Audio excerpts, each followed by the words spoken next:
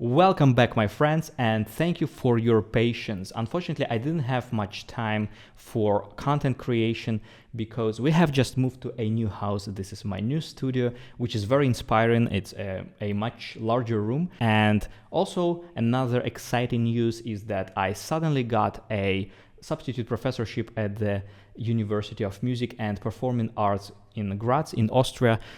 And that's why the last few weeks were absolutely crazy. But thank you for being here. Thank you for waiting for me. And I'm really happy that things settled down a little bit and I finally have some spare time to film something new and edit the content that I have filmed previously, but never got a chance to actually edit it.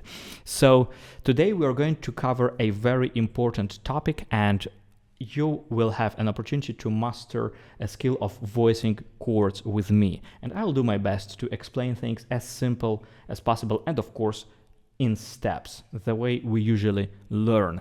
But first, let me just give you a little background about what it is and why it is important, and some secret tips that nobody knows about. So, of course, there are different meanings of term voicing. Piano technicians use it for voicing commerce in order to make piano sound in a particular way. Jazz musicians understand another thing by voicing, which note is on top and what is the vertical structure of the chord.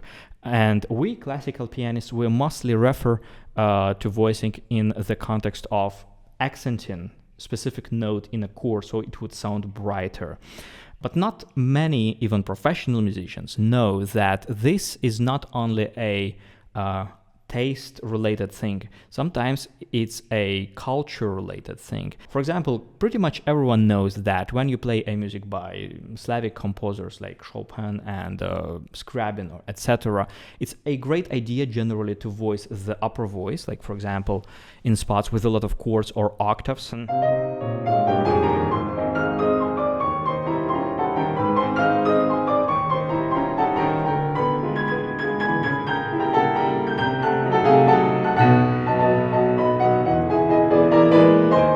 So here I would really do my best to play the upper voice bright enough, brighter than my thumb. But barely nobody knows actually that in music by German composers such as Beethoven or Brahms or Schumann, it's actually a great idea quite often to voice the thumb voice. So then it would sound very differently to a Slavic music with just different aesthetics. Like for example, let me give you an example how this spot sounds if I voice the fifth finger or the thumb, and you write me in comments what you feel is different and which version you like more and which version you think is more suitable for this spot. So first, let me just voice the fifth finger the way most people do actually.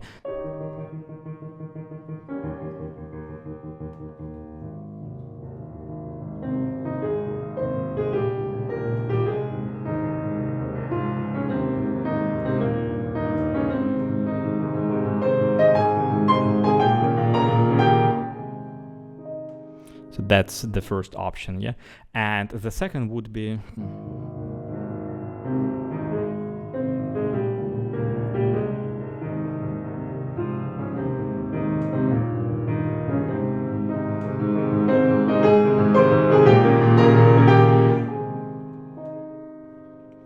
And now let's do a very simple exercise in order to start developing this skill. So we are going to play one of the most comfortable chords in piano playing, just the first inversion of a C major chord with C on top, played with fingers 1, 2, 5.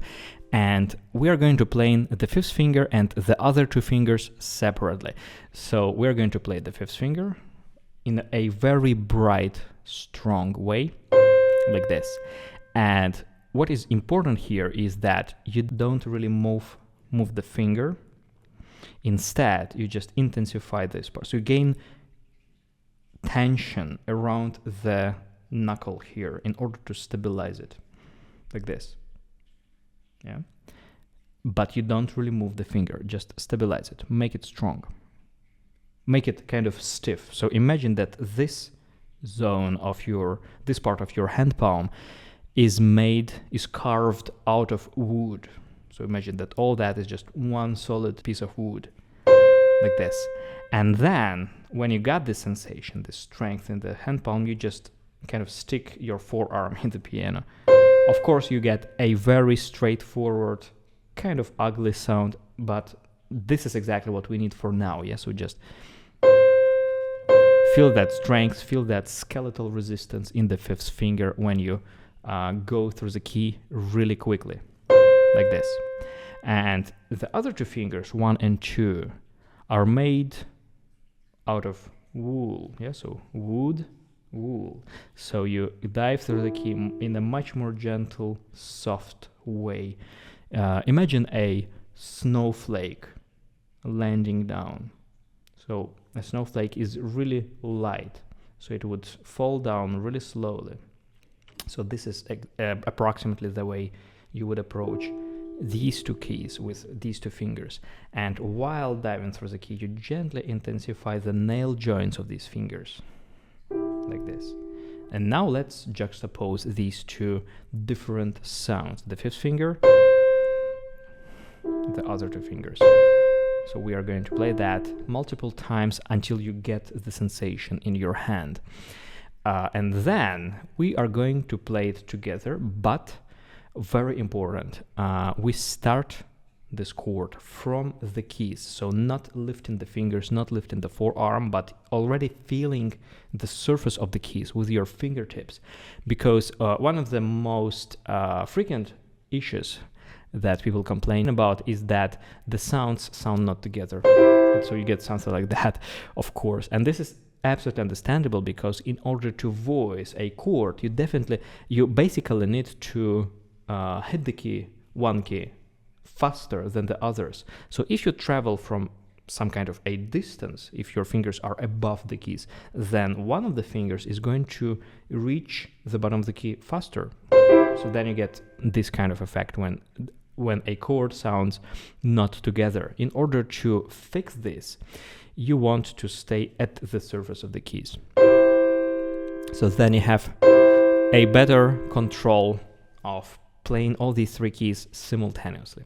So this is how you practice this skill. And there is a little funny piece that might help you practice this. The skill is suitable for early, intermediate, or late beginner pianists, and it's called Tocatina by Kabalevsky. I analyzed this piece and explain in detail how to master it in my course for late beginners, which actually contains 15 or maybe even 16 pieces suitable for late beginners, and cover a number of pieces from ABRSM levels 2 and 3. So you might want to check out that course if you are on this level and want to acquire some new playing habits. And this piece sounds like this.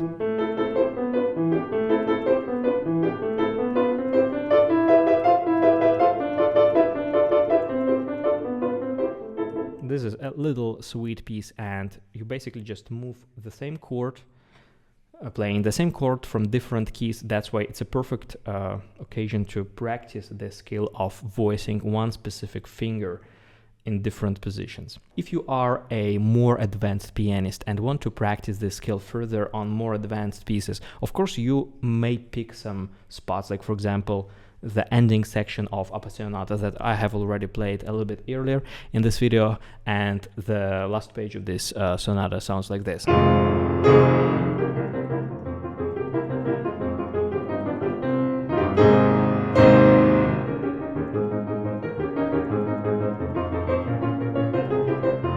This part is really challenging because it's difficult to actually hit the right notes here because it's not really comfortable.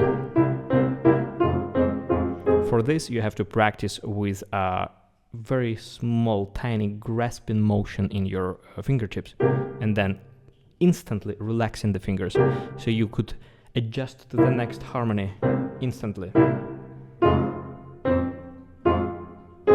So it's like a small sparks of electricity go through your fingertips and then instantly shut down all the power between each chord. And then additionally, you want to voice these chords despite playing really softly. But nevertheless, the upper voice has to be a little bit brighter than the middle voices. And this is a great spot for practicing these skills.